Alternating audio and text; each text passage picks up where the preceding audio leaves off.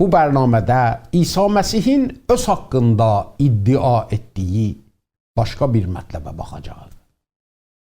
İsa'nın bu iddiası Yuhanna rəvayət etmiş İncilin 11-ci fəslində gəlib ki, bunu çox əziz dostunun ölümü vaqiəsində bəyan edir.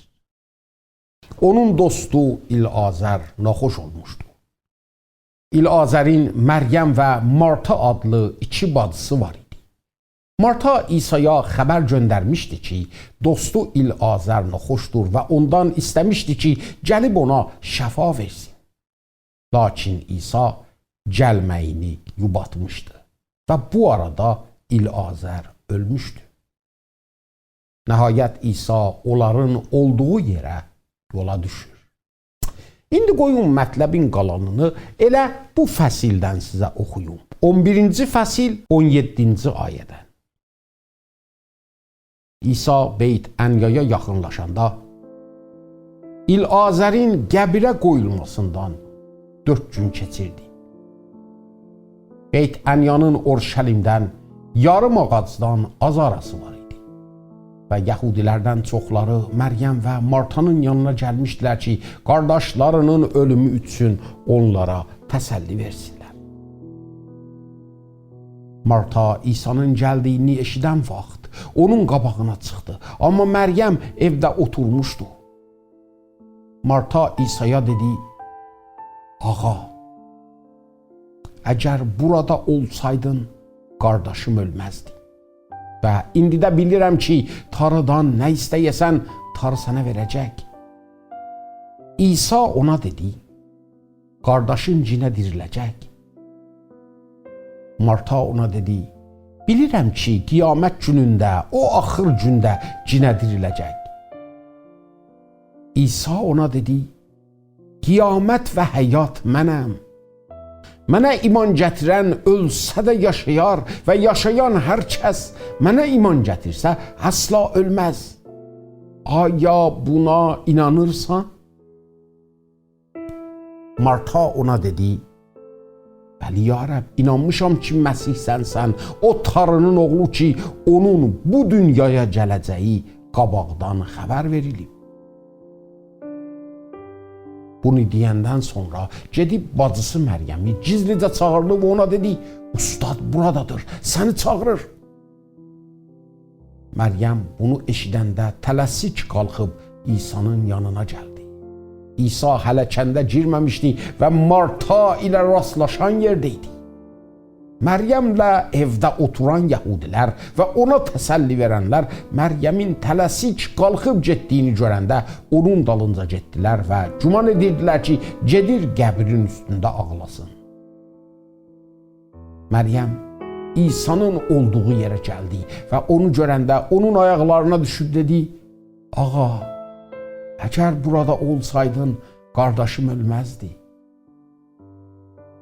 İsa Məryəm və onunla gələn yəhudilərin ağladığını görəndə ruhunu qəm bastı və ürəyi sıxıldı və dedi, "Onu haraya qoyubsunuz?"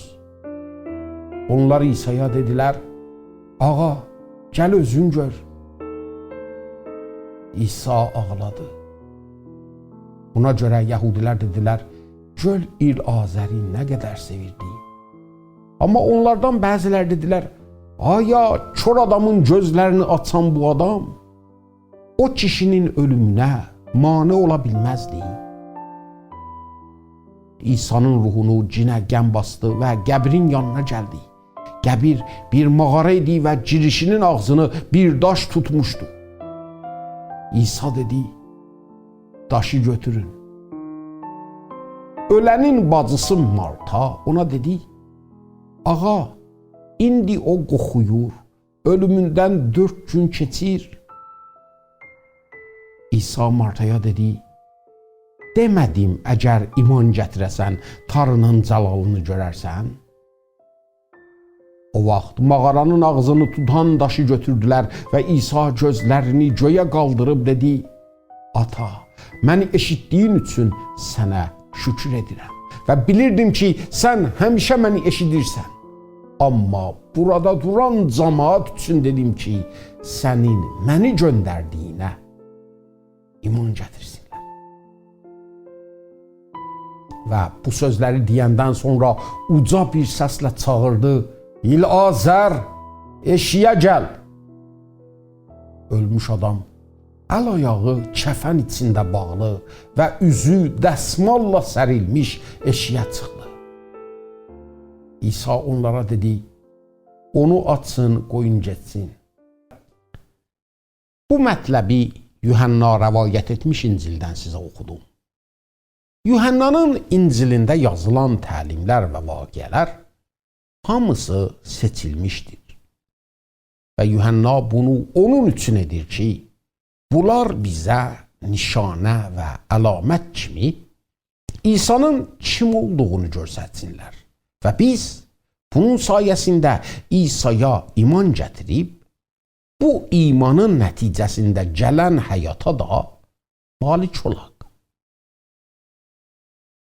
Burada Yuhanna İsa'nın qüdrətini çox şeylər üstünə göstərir, xüsusən də naxoşluq və cürbəcür mərəzlər üstünə. Buna görə də təbii görünür ki, düşünək, İsa dostu İlazərin naxoş olduğunu eşidəndə, hətmən də hər şeyi buraxıb, tələsik onun olduğu yerə gəlsin və ona şəfa versin. Hətta İsa eləyə bilərdi ki, elə olduğu yerdən əmr etsin və İlazər sağalsın, necə ki, başqa bir möcüzədə də etmişdi. Lakin mətn bizə aydınca deyir ki, gərçi İsa bu ailəni çox sevirdi, amma yenə də oraya getməyi əmdən yubadır. Çünki İsa'nın mühüm bir amacı var idi. Buracaq İsa hamıya göstərmişdi ki, naxoşluqlar üstünə qüdrət sahibidir. Lakin bu vaqiədən istəyirdi istifadə edib, onlara başqa bir şey də göstərsin və o da bu ki, onun ölüm üstünə də qüdrəti var.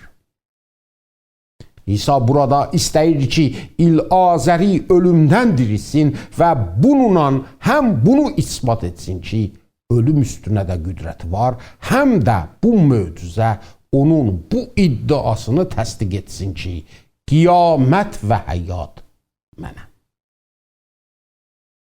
Çünki elə bu bais olar ki, İsa'nın bu iddiasını öz həyatımızda da imtihana çəkək. Doğrudan da burada çox şeylər var ki, eləyə bilərik onları öz həyatımızda işə salaq. Bu vaqiə doğrudan da insanın fəlakət vəziyyətini göstərir və bunu da ki, necə bu fəlakət vəziyyət İsa'nın ona ayaq basdığı zaman şöfkətli bir vəziyyətə dönə bilər. Bu vaqiənin bir tərəfində insanın çarəsizliyi görünür və o biri tərəfində də İsa'nın şöfkət və cəlalı o zaman ki, bu fəlakət vəziyyətə ayaq basır. Burada görürük ki, İsa İlazərin yanına gəlməyi yubadır və İlazər ölür.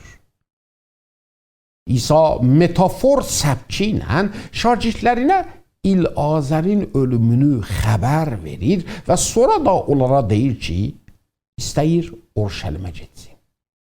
Əlbəttə ki, şagirdlər bunu eşidəndə harasa düşürlər. Çünki Orşəlimdə Yəhudi alimləri İsa'ya sui-qəsd hazırlamışdılar. İsa üçün Orşəlim hər yerdən daha çox xətərli idi. Yəhud xalqı Orşəlimdə İsa'nı çox incitmişdi. Ona çox həqarət etmişdilər. Neçə dəfə canını almağa qəsd qurmuşdular. Amma İsa hər halda durub gedir və şagirdlər də xətərin nə qədər ciddi olduğunu bilən halda yenə durub onunla Orşəlimə tərəf yola düşürlər. Baxın, vəziyyətin xətərli olduğu, əzablar, əziyyətlər əsla eləyə bilməzdi ki, İsa'ya oraya getməkdə mane olsun. Hər yerdə ki istəyək Tanrının nurunu, Tanrının şövkətini zahir edək, belə xətərlər olacaq. Təzə, bu xətərlərdən əlavə, İsa'nın getdiyi yerdə fəlakət idi. Ora yas ev idi. Hər yerdə matəm var idi. Hər kəs şivən edirdi. Bacıların da vəziyyəti yaxşı deyildi. Bütün vücudlarına şübhə düşmüşdü. Niyə İsa gəlmədi ki, onların qardaşına şəfa versin, onun ki, bu işə qüdrəti var idi? İsa belə bir vəziyyətə ayaq basmışdı. Onların olduğu kənd Urşəlim şəhərinə çox yaxın idi. Onun üçün də Urşəlimdən çox adam oraya gəlmişdi. İsa'nın girdiyi bu vəziyyətdə başqa bir şey də var idi. Orada Urşəlimdən gəlmiş biri də var idi ki, deyirdilər, baxın, bu adam hər yeri gəzib möcüzə edir.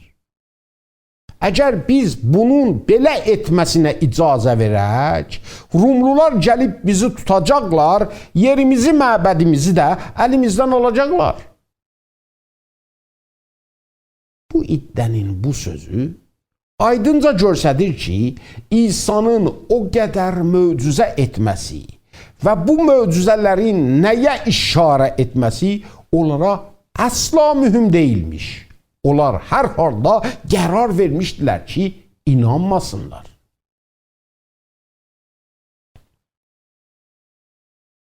İsa'nın ayaq basdığı vəziyyətin bir neçə mətləbini onun üçün sizə dedim ki, görəsiz bu zamananın da vəziyyəti nə qədər o zamanaya oxşardır. Və o zaman ki, xalqın bu vəziyyətinə İsa'nı və onun sözünü gətiririk, nə çətin vəziyyət qabağımızda var. Ətrafımız ölülərlə doludur. Hər yerdə matəm və şivən var. İnsanlar bu qədər zorluqlar altında, bu qədər zülm və qəddarlıq altında artıq Tanrının varlığı haqda da şübhəyə düşüblər. Və çox adamda var ki, nə qədər dəlil mədrəkin olması onlara əsla mühüm deyil. Onlar qərar veriblər ki, inanmasınlar.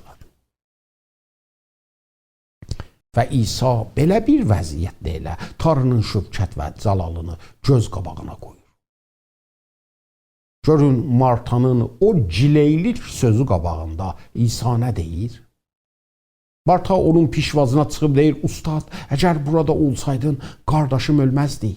Və İsa buyurur, qardaşın cinə diriləcək. İsa bu matəm içində yaşayan bacıya bu söz ilə bunu deyir. Ölüm hər şeyin axırı deyil. Və bunu əməldə də göstərəcək idi. İlazərin ölümdən dirilməsi ilə yox, özünün də ölümdən dirilməsi ilə. İsa bununla göstərəcək idi ki, insanın düşməni ölümə, o zəfər qazanıb və artıq ölüm hər şeyin axırı deyil. İsa bununla biz insanlara bunu da deyirdi ki, ölümdən sonra həyat da var. Çox adam bu mətləbə inanmır və çox da arxayın deyir ki, sən öldükdən sonra artıq hər şey sən üçün axıra çatıb. Halbuki heç kəs belə bir şey deyə bilməz.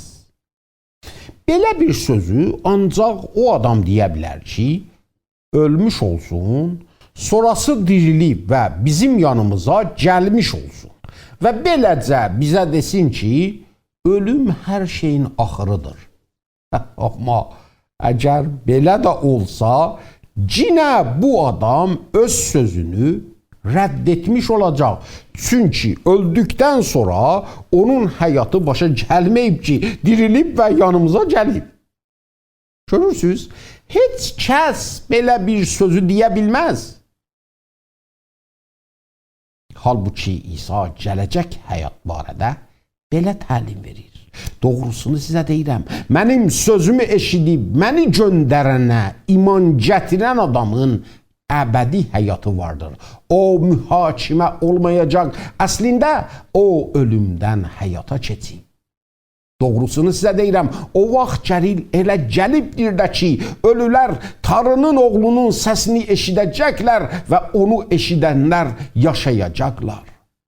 Çünki atanın özündə həyatı olduğu kimi, oğula da əta edib ki, özündə həyatı olsun. Və ona mühakimə etmək qüdrətini də verib, çünki insan oğludur. Buna təəccüb etməyin. Çünki o saat gəlir ki, bütün qəbirlərdə olanlar onun səsini eşidib eşiyə çıxacaqlar. Yaxşı əməl edənlər yaşamaq üçün çıxacaqlar, pis əməl edənlər mühakimə olunmaq üçün. Bəli, ölülər axır mühakimə üçün diriləcəklər. Yaxşı əməl edənlər əbədi həyat üçün və pis əməl edənlər əbədi hökm üçün. İsa burada Martaya arxayın bu söz deyir. Qardaşın diriləcək. Çünki onu həm elə o zaman dirildəcək idi, həm də öz dirilməsi ilə əbədi həyat üçün onu və bütün ona inananları. Belə bir söz ancaq Tanrının ağzından çıxa bilər. Və görün İsa başqa nə şövkətli bir iddia edir, qiyamət və həyat mənəm. Və bunun izahında elə bir mətləb deyir ki, gərək onu bir düşünək. Qoyun İncilin özündən sizə oxuyum. Mənə iman gətirən ölsə də yaşayar və yaşayan hər kəs mənə iman gətirsə əsla ölməz. İsa'nın bu sözü ki, qiyamət odur, bu mənadadır ki, o ölümə şikəst verəcək və əbədiyyətdə oturacaq. Ona görə də ölən adamlar artıq ölümün iqtidarı altında ölməyəcəklər. İsa'nın iqtidarı altında öləcəklər və bu iqtidar yenə İsa'da var ki, onları əbədiyyət üçün dirilsin. Buna görə də İsa buyurur, siz mənə inananlar, əgər öləsiz də yenə mənim iqtidarım altındasınız və sizi əbədi həyat üçün yaşadacağam. İsa fəqət demir ki, o qiyamətdir, bunu da deyir ki, o həyatdır və belə deyir. Mənə iman gətirən ölsə də yaşayar və yaşayan hər kəs mənə iman gətirsə əsla ölməz. Görürsünüz ki, imanlı adam üçün artıq iki mətləb var. Əgər ölür, ölümün yox, İsa'nın iqtidarı altında ölür. Çünki İsa ölümə şikəst verib və onun qüdrətini aradan qaldırıb. Onun üçün də ölüm onlara bir qapıdır ki, ondan əbədi həyata girirlər. İkinci mətləb bu ki, İsa təkrar gələcək və onun təkrar gələcəyi zaman ona peyrəv olanlar artıq ölməyəcəklər. Onunla əbədi həyata girəcəklər.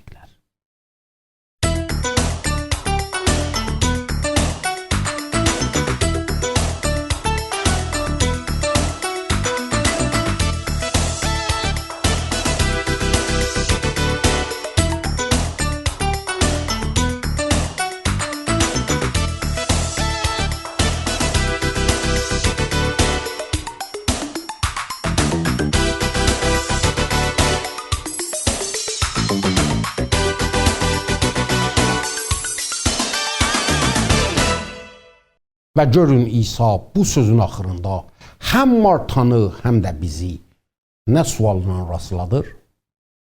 Aya buna inanırsan? Əgər İsa bugün sizin o müsibət vaxtınızda sizin yanınıza gəlsə və sizə desə ki, əziz dostum, qiyamət və həyat mənəm, bax, əgər mənə inanasan, ölsən də cinə səni əbədi həyat üçün dirildəcəyəm. Çünki ölümün yox, mənim iqtidarım altında ölübsən. Amma əgər elə ola ki, mənim təkrar dönəcəyim zamanacaq, hələ dirisən, hələ diri qalıbsan, o zaman həyatın əbədəcək davam edəcək. Və sonrası sizdən bunu soruşsa ki, aya buna inanırsan, siz nə cavab verərsiniz? Bu o sualdır ki, bizim hamımızın qabağındadır. Marta İsa'nın bu sualı qabağında görün nə cavab verir? Bəli, mən inanmışam ki, ölümdən sonra həyat var, mühakimə günü var, ölülərin dirilməsi var. Amma İsa'nın sualı budur. Aya inanırsan ki, qiyamət və həyat mənəm? Və Martanın cavabı bu sualın qabağında budur. Bəli, ya Rəbb, inanmışam ki, Məsih sənsən, o Tanrının oğlu ki, onun bu dünyaya gələcəyi qabaqdan xəbər verilib. Və hekayənin qalanını bilirsiniz. İlazərin ölümündən 4 gün keçmişdi. İsa əmr verir ki, məqbərənin ağzını tutan daşı bir yana çəksinlər. Marta İsa'ya deyir ki, ölünün bastırılmasından 4 gün keçir. Və görün İsa ona nə deyir? Marta, məgər demədin ki, inanırsan? Məgər mən sənə demədim ki, əgər inanasan, Tanrının cəlalı və şövkətini görərsən? Bəli, əzizlərim, olar ki, biz çox mətləbləri teori bir şəkildə inanmış olaq. Amma bu doğru inanc neyil? Doğru inanc odur ki, həyatımızda bu inanc özünü əməldə görsətsin. İnancımız əməllərimizə şəkil və cəhət versin. Buna görə də doğru sual budur. Aya doğrudan İsa'ya və onun kim olduğuna inanırıq? İsa ölmüş İlazərə əmr edir ki, eşiyə çıxsın. Baxın, İsa'nın əmri qabağında İnsanlar gərək itaət etsinlər. Lakin ölülərin itaət etməyə qüdrətləri yoxdur. İtaət etmək üçün onlara gərək Tanrı tərəfindən qüdrət verilsin. Və burada görün İsa həqiqətən kimdir. Onun əmrinin içində itaət etmə qüdrət də var. Çünki bu İsa mövud olan xilaskar və Tanrının oğludur. Tanrının bütün qüdrəti ondadır. Bəli, İsa'nın bütün əmrlərindən əgər istəyək itaət edək, bu itaət etmə qüdrəti bizə verilər. Əziz dostum, ölüm var. Mühakimə də var. Lakin şükür olsun İsa'ya ki, qiyamət və həyatdır və ona inananları, ona peyrəv olanları əbədi həyat üçün dirildə bilər. Buna görə də biz insanlara indi bu imkan var ki, əbədi həyata girə bilək. Aya buna inanırıq? Aya buna inanırsan?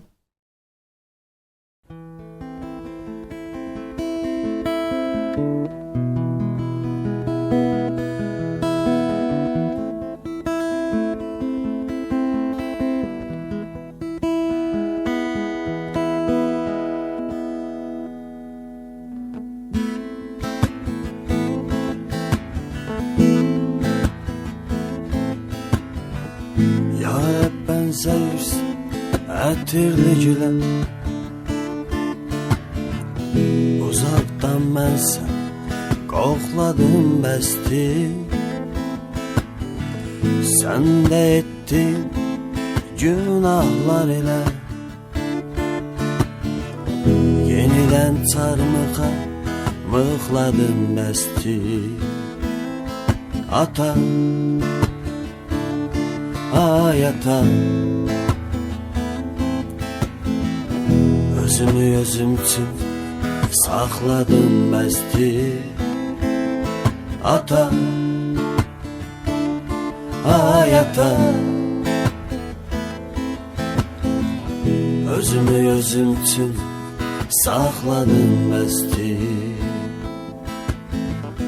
Özümü özüm üçün saxladım bəsti. Rəq öz ilə mənə yol çəkib, mənə yol çəkib, bu yolda irəli çıxmadım bəsti, çıxmadım bəsti. İmanlayıb bilsin belini büküb, ayaqlar altına yıxmadım bəsti. Ata, ay ata, özümü özüm üçün saxladım bəsti. Ata, ay ata,